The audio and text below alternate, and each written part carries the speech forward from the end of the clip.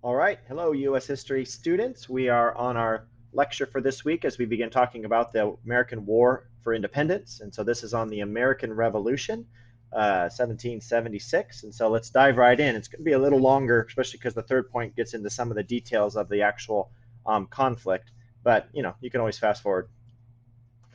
All righty, here we go. First thing, idea of a revolution of minds and hearts. And I just want to start off with this quote by historian Jeffrey Albert. He says, what do we mean by the American Revolution? Do we mean the American War? The revolution was effected before the war commenced. The revolution was in the hearts and minds, or the minds and hearts of the people. And I like that because sometimes we talk about the American Revolution, and then some people call it the War for Independence, and I actually like to make that distinction that the real revolution was a revolution of ideas. The actual fighting was just to the ability for the colonists to carry out those ideas, but a complete change in mindset and a complete change in how the attitudes of people and how they should relate to their government, that had been going on in the colonies prior to the American Revolution. I mean, it's definitely during the Great Awakening, and then put into practice following the Intolerable Acts from the French and Indian War. But even going back to the Pilgrims and the Puritans, there was a different mindset that was in terms of how human beings should relate to and form their government. And that was the real American Revolution. That was the big radical thing. The fighting just gave them the freedom to then try to put their new ideas into practice, which we then would call the War for Independence. So let's just keep talking about. So, what are the causes? What this actual change in hearts and minds? What were the causes of that revolution? One, again, said it goes back to the Puritans and the Pilgrims, a covenant mindset. Which again, when you hear covenant or Mayflower Compact, it's that idea of self-government, voluntary government. You always enter into a covenant by choice, mutual consent. The people actually want to be there. It's a government that comes from the ground up. It comes from people, and of course the authority of law, or the equal justice under the law. So in other words, the law is king. In a covenant mindset, the law is king, not a person. And so and everyone is going to be treated equally under that law. I always draw a fraction in class when trying to explain this, where in the old ways, the prior to this revolution, you'd have the king and he's above the law. Whereas the covenant mindset says no, the highest form, and again, it's a Protestant mindset because they thought Scripture, the written Scripture, was the ultimate authority, not say see the Pope. But again, they're saying we want the law to be the highest rule, and that applies equally to any man, even a king or a president or whoever underneath it. Salutary neglect was a key ingredient because again they were allowed to self-govern for 150 years. That's several, multiple generations, and they were able to succeed and prosper. They didn't need England's oversight. They didn't need England interfering in their businesses in order to keep them alive. And so they had this sense of, hey, we're on our own. And then when England tried to take that away after the French and Indian War, that was a real shock to the freedoms they'd been enjoying. And then, of course, the Great Awakening, as we talked about last week, is a key ingredient, because that really created a spiritual transformation that led to political outcomes. Just like I was mentioning with the idea of Protestants saying, no, the Bible is the ultimate authority, and the Pope or the priest or whoever is underneath that has political ramifications to the king and the law and what's going to ultimately be the highest source. Or same thing, let's be talking about salvation. If I take personal responsibility for my relationship with God, then I also want to take personal responsibility for my life. And I don't want a king and I don't want a government telling me how to live my life, because no, I've taken responsibility for that. I'll take the responsibility and also the rewards for being able to make my own choices. That's that idea of monarchy within and freedom without. As people got Jesus, as people had that mindset of personal responsibility, individual sovereignty, we call it. That meant that within they were governed by their own will, or they were governed by Jesus, or they're governed by their faith. And so if there's a monarchy ruling strongly within, I don't need a giant government. I don't need the King of England. I don't need a royal governor on the outside telling me how I can trade, what businesses I can do, whether or not I can vote, whether or not I can own property, all these sorts of things. And again, those are all spiritual truths from the Great Awakening, the unity of all common believers, all before Christ, equal humanity and dignity before their creator God. There's a common unity that comes from that biblical truth that then gets applied politically. All men are created equal with inalienable rights. And as we talked about, the Great Awakening really severed the bond of many, of many with the Church of England, or even with churches in, the combination of church and state, began to separate those two things so that you're more loyal to your individual beliefs versus to a larger organization or government. Other causes, the Enlightenment. The Enlightenment, that was what Benjamin Franklin heavily represented, this idea of natural rights, that human beings had rights inherent to them that no government gave or therefore could take away. John Locke is the sickly fellow there. Next to the bottom guy is Thomas Jefferson, but John Locke famously writes about the natural rights of life, liberty, and property, and that is something that every human being has because they've been given them by God. And again, the purpose of government is not to provide those things, but to merely protect those things that they already have been given. So they had the Enlightenment thinking. We're going to read a pamphlet called Common Sense, where again, there was just this idea that the common reason of mankind points to a government of a free sovereign people, a constitutional republic. And then another key ingredient following up the French and Indian Wars, of course, the Intolerable Acts, that when England begins to rescind salutary neglect and they begin to impose more taxation or more requirements, and then the colonists chafe under that, and rather than saying, okay, we'll let you self-govern, England comes back with even harsher measures. That just really stirs up the pot and angers the American colonists because they feel like they were free Englishmen for generations, and all of a sudden their freedoms are being taken away by the most recent British monarch and parliament. And we'll be looking at those in detail this week, Intolerable Acts.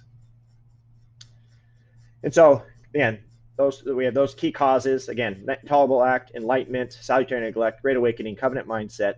But secondly, I want to take another look at this American Revolution from the idea of a revolution prevented. In that, in many ways, the colonists did not see themselves as radicals, even though we say they're carrying out a revolution. There's an argument that actually what the colonists were doing, where they were preventing a revolution. One thing to note is that the American colonists, on average, were legal experts.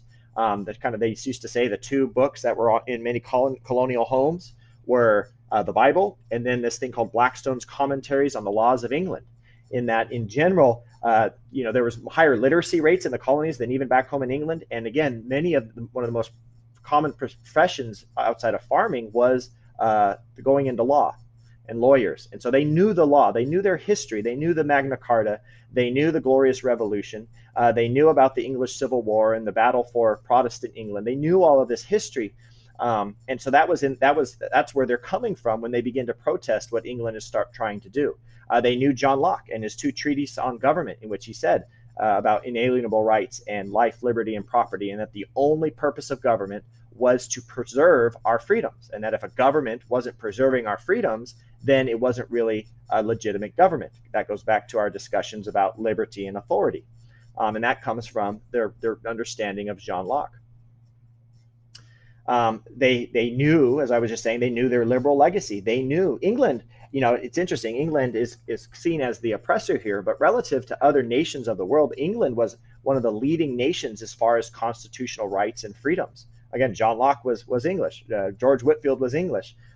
These leaders, most of them came from England, and so they knew that England had a history of the Magna Carta, which put the king under the law. They knew about this thing called the Declaration of Arbroath, which was the same thing in which the Scottish people said that we choose our king, and that our king is a king, but he's only king because we have made him king, and if he's not a good king, we're going to remove him.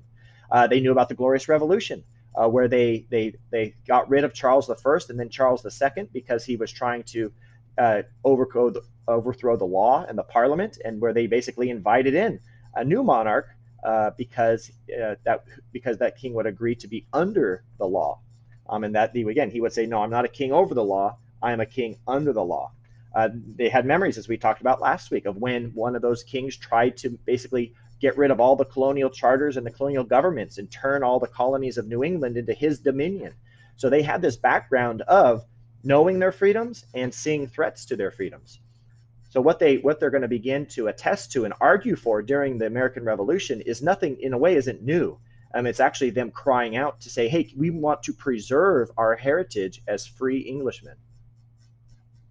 And so that's what this is. When they begin to get the Intolerable Acts and they make this statement of taxation without representation. If you don't know what representation is, if you don't already understand that, hey, this is government by consent, and so you can't put a tax on me unless I consent to it. If you don't already know that, then you're not going to ask for it. And that's so the colonists, they had a history, they had a legacy, they had a tradition of rights and representation. And so when they weren't given those, or some of those rights were taken away by George III and the Parliament, they were upset. If you take somebody who's a slave and you say, okay, I'm going to take away your rights, they're going to be like, well, that's normal. But you take away these Englishmen and you start to take away their rights, they're going to say, hey, we know better. We've enjoyed better. We're not going to put up with that. I'm not going to go ahead and read through these. We'll be talking about these specific intolerable acts. However, they just basically were all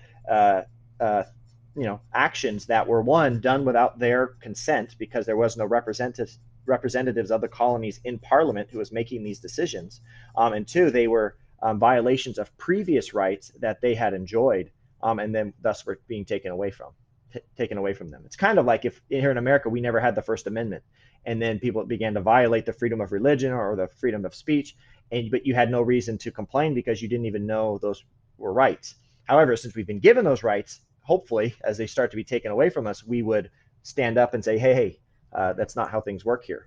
That's what the American colonists were doing.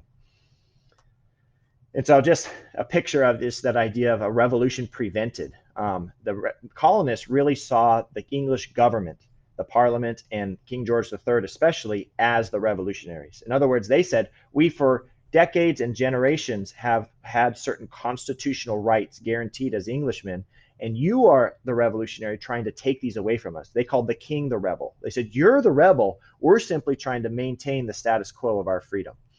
We're trying to maintain our existing inalienable rights. And so that's this idea of a revolution prevented. That, again, they weren't trying to do something new. They were just trying to keep in place what they'd already been given as Englishmen.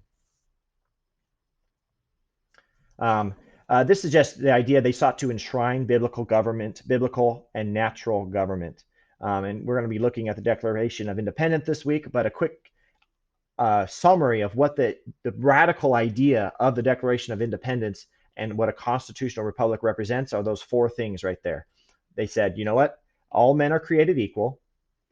They have all been given inalienable rights that belong to them from God.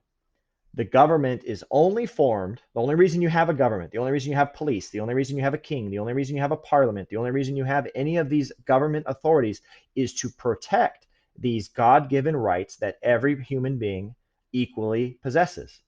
And then if that government fails to do that, which this is what they're accusing the king of failing to do, if the government fails in its one duty to preserve their liberties and their inalienable rights, well, then that government's illegitimate and it should be either altered or abolished.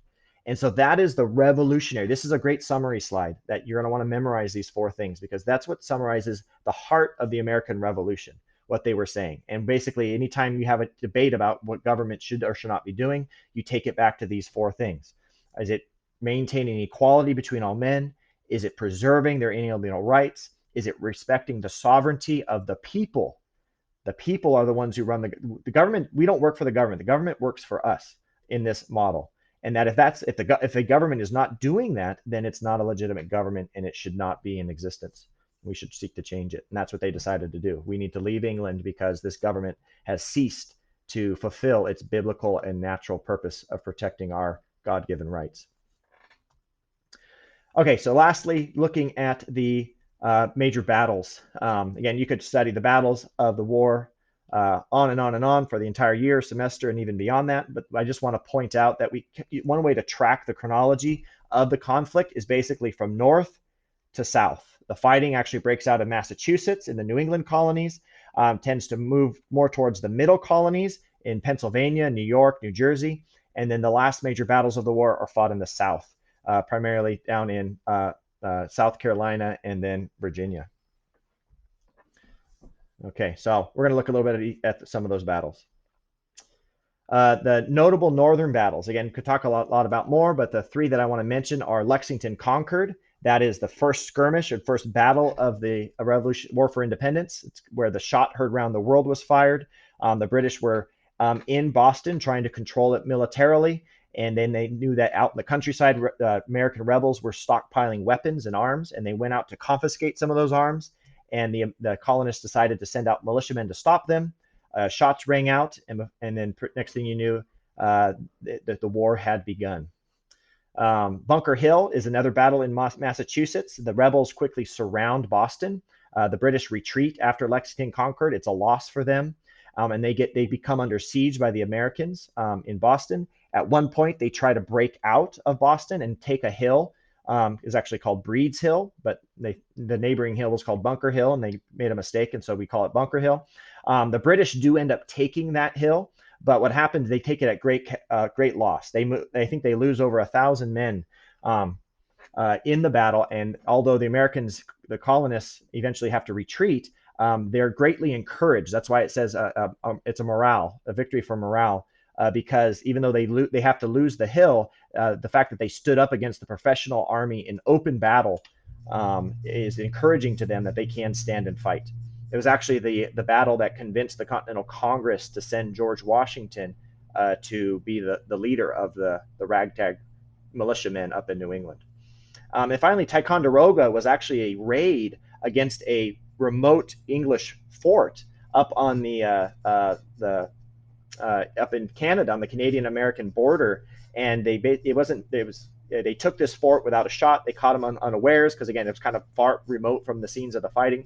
But the key is they confiscated a lot of arms, weapons, ammunition, and most notably a bunch of cannons. And then there's kind of a pretty miraculous story of them sledging these cannons. I think it was about 50 or so over ice and across frozen lakes. I think over 200 miles down to Boston.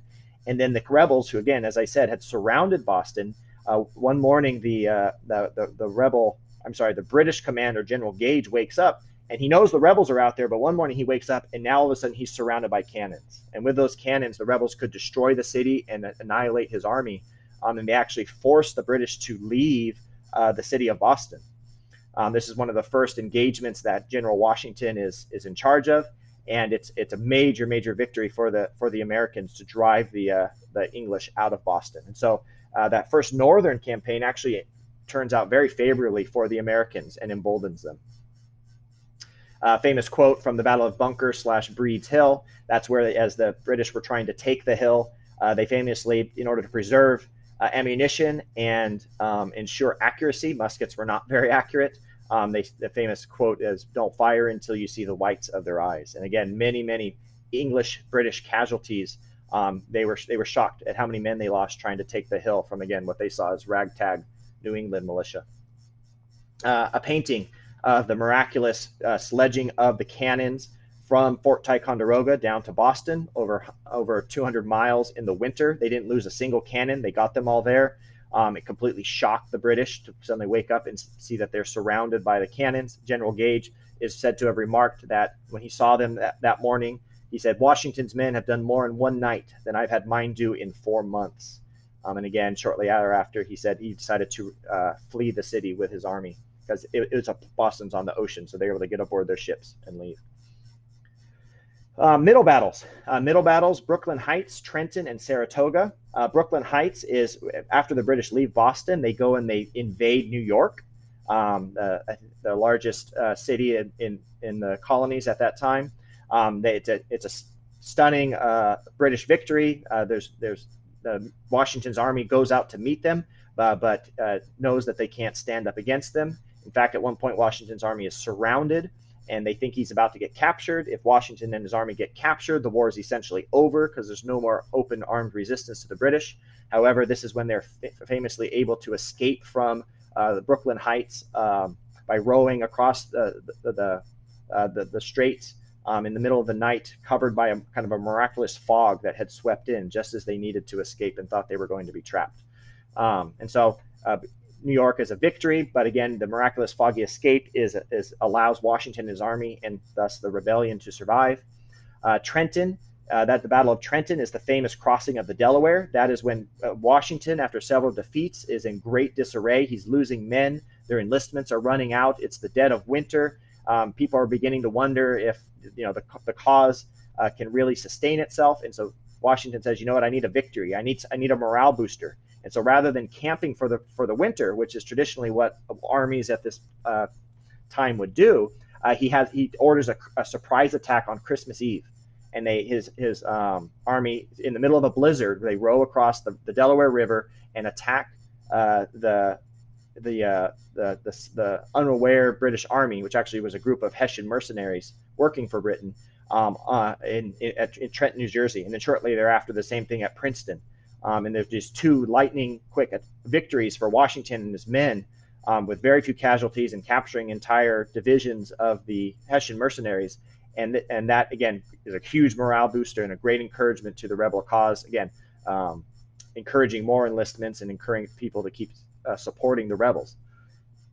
In spite of that, it was guerrilla tactics, because the Americans were not able to win victories, usually in open combat.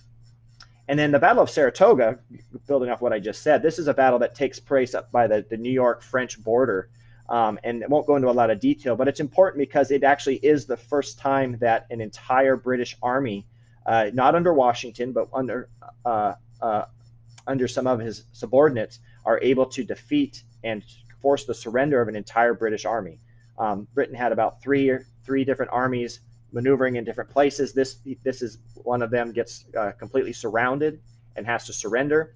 And that's an important moment because the French, who are watching these events, and the French hate the British. They lost in the French and Indian War. They're still pretty bitter about that. But when they see that the Americans actually have won a major victory and forced an entire army to surrender, they thought, okay, this is legit. This is a real rebellion. They're serious. And that's what convinces the French to join in on the sides of the Americans. And there's no way that the Americans, as we can see it, would have won the war without eventual French support. And it's the Battle of Saratoga that allows that. There's just a stamp that commemorates the miraculous escape from Brooklyn Heights, many dubbed the fog that saved an army. And then, of course, a romanticized but beautiful painting of Washington's crossing of the Delaware during a blizzard on Christmas Eve to capture the Hessians in Trenton, New Jersey. Another maybe perhaps more realistic rendition of what that crossing might have looked like. But again, one of Washington's most stunning and timely victories during the war.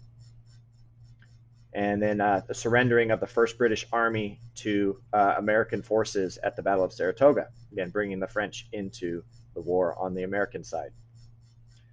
And so finally, just two notable Southern battles. One is the Battle of Cowpens. And again, this is still very simplified, but the Battle of Cowpens, I think, takes place in South Carolina. And again, an important victory because, one, as it says there, it caused the British to retreat to Yorktown.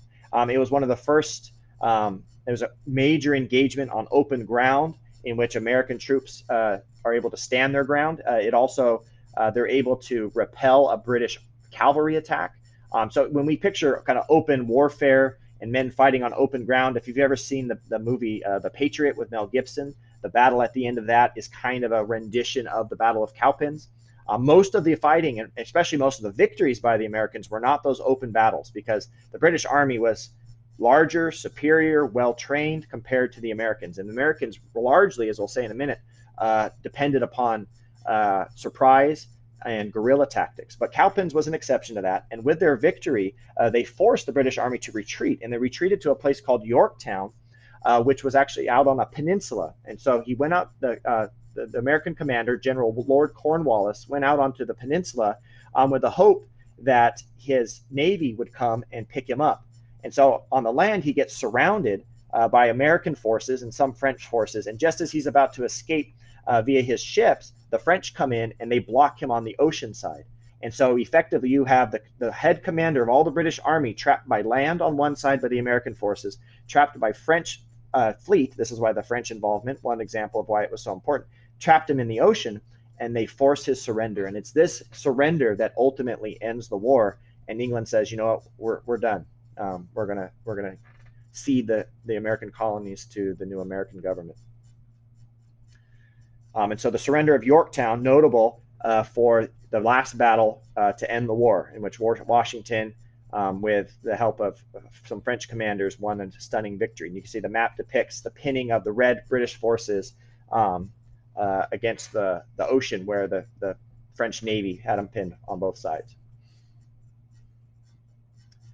Okay, last thing I want to say before we conclude is just to understand, as I was trying to make it, that the Continental Army, the American Army, was outmatched by the British in a lot of ways. It was really a miraculous victory. Britain was a world power. They'd won World War Zero against the French.